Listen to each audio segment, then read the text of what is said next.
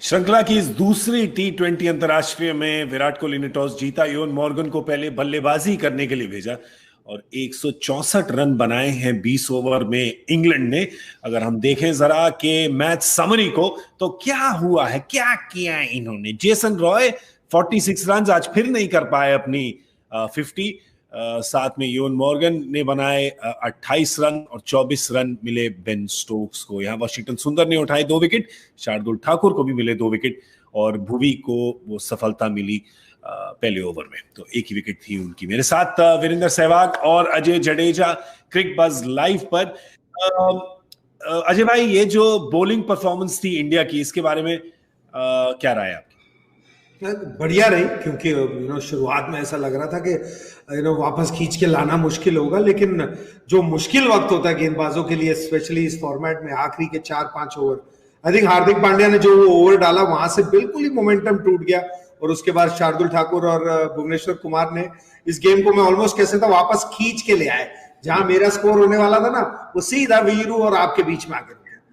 पर जो प्रेडिक्शन थी स्कोर की 168 की, 168 की प्रेडिक्शन थी, वीरू की 164 पे पहुंच गए। तो कांग्रेचुलेशंस, आपको मिलता है हमारी तरफ से प्यार और तालियां। और कुछ नहीं हमारे पास, पर यही है।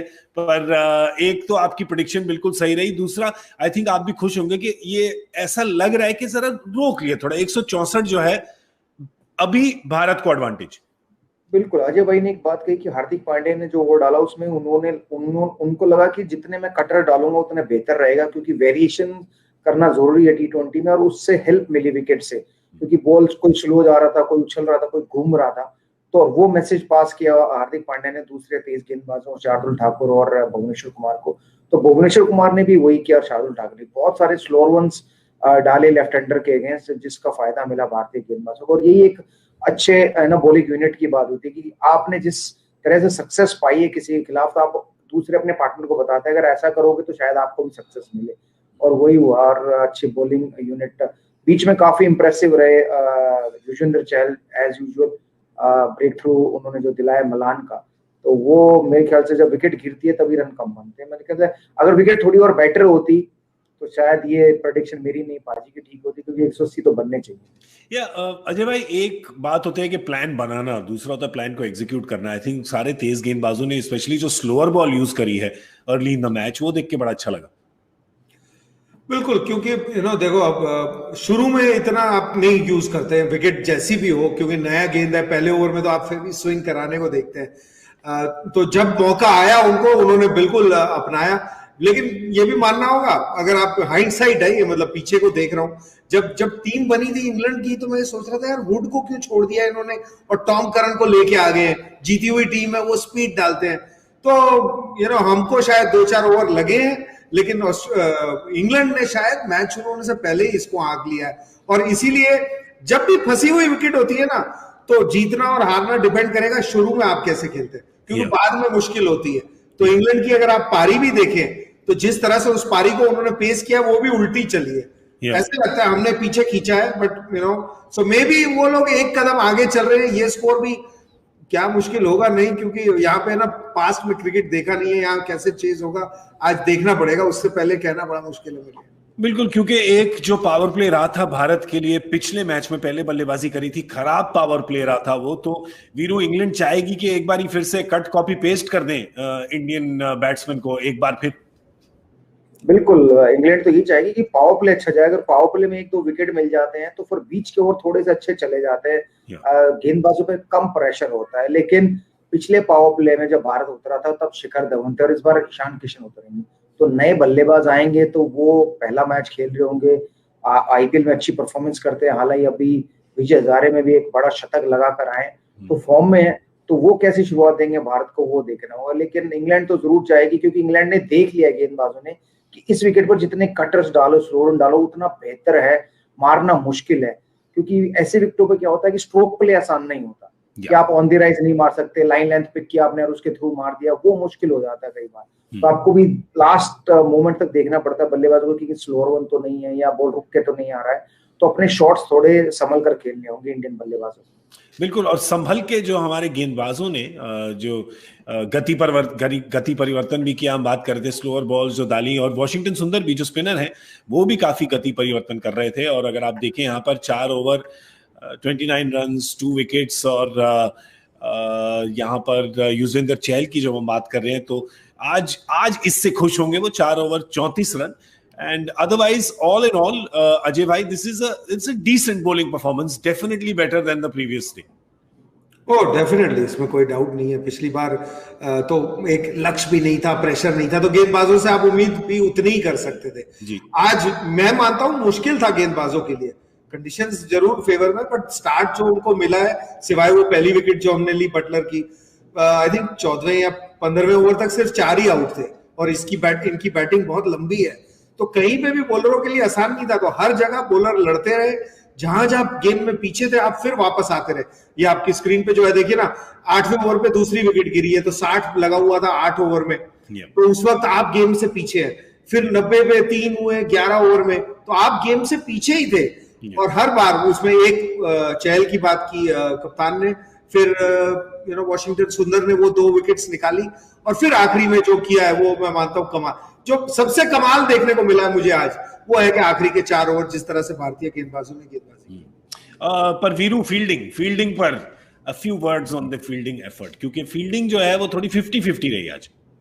नहीं ठीक है, देखिए कैचेस छूटते हैं, लेकिन मुझे फील्डिंग में तब मजा आता है जब आप एक्स्ट्रा रन बचाते हो अपनी टीम के लिए। देते हुए मजा नहीं आता, मतलब अगर वो कैच पकड़ते हो छक्का नहीं होता तो 6 रन आप बचाते और आउट होते, भले ही आउट ना हो, लेकिन कैच हाथ पे लगकर बाहर जाती, 6 रन या 4 रन, उसको आप बचाए, क्योंकि जितने रन आप बचाओगे ना उतना ही आपको बेनिफिट मिलता है, उतनी कम चेज करने पड़ते हैं। तो हम हमेशा ये बात करते थे कि भाई अगर आप कैच छोड़ भी दो तो मेक श्योर कि आप उसको चौका छक्का ना होने दो, गेंद को ग्राउंड के अंदर ही रहे, प्ले में रहे बॉलर, ताकि कई बार होता है कि बैट्समैन सोचता है कि शायद मैं आउट हो गया हूँ, तो रन भागता नहीं है, सडनली कैच छूट गया तो स्ट्राइक रोटेट हो जाती है, एक ही रन मिलता है, दूसरा रन नहीं भाग पाता। लेकिन अगर वही बॉल हाथ पर लगकर छिटक कर चौका या छक्का हो जाए तो फिर वो वही बल्लेबाज वापस स्ट्राइक पर आ जाता है। तो ये भी ध्यान में रखना होगा T20 फॉर्मेट में कि जो सेट बैट्समैन है वो जितना नॉन स्ट्राइकर पर उतना बढ़िया है, जिसका कैच छूटा है वो ये तो नया स्टेडियम है, मतलब लाइट इनमें दुबई के स्टेडियम जैसी है कि राउंड में है, तो शायद जब आप सर ऊपर करो तो लगता है कई बार आंखों में लाइट गिरती है, तो उसकी वजह से भी छूट सकती है। और अगर हम देखें, भारत आज इंश्योरेंस लेके गई है, जहां पे बल्लेबाजी की बात हो, नंबर 7 पे नाम लिखा गया है हार्दिक पांड्या का, मैच विनर है बिल्कुल बैट के साथ, तो इसमें कोई दो राय नहीं है।